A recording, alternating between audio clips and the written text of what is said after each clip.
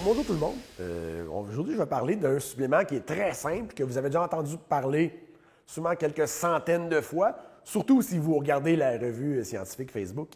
Donc, le magnésium. Le magnésium est un minéraux. Donc, c'est un minéraux qui a une très grosse capacité enzymatique dans le corps humain. Donc, il va interagir dans environ 300 réactions enzymatiques.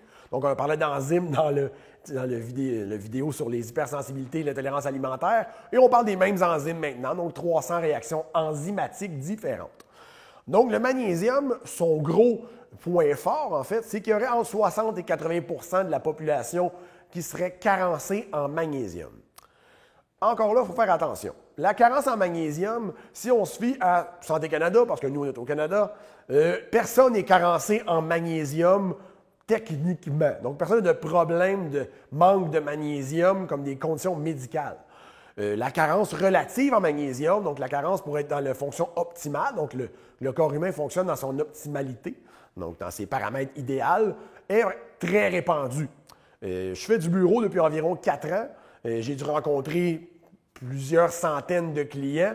Je fais des formations depuis des années et je vous dirais que la majorité des gens bénéficient d'un supplément de magnésium. Donc, le magnésium va aider beaucoup à l'effet de relaxation, va aider beaucoup à la production de sérotonine. Il va aussi participer à la production de GABA. Donc, sérotonine et le GABA sont des neurotransmetteurs qui sont calmants.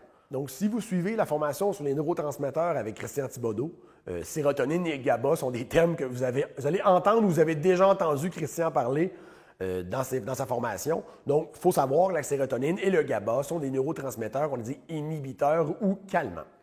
Donc, le magnésium a principalement une fonction calmante pour le système nerveux.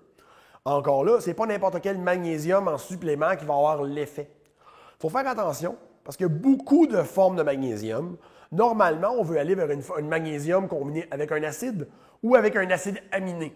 Donc, pour donner des exemples, on a le magnésium citrate, qui est considéré avec un acide citrique. Donc, bonne absorption, assez peu cher, donc aussi facilite la digestion. Puis, on a des magnésiums, exemple comme le magnésium glycinate, qui est combiné avec une glycine.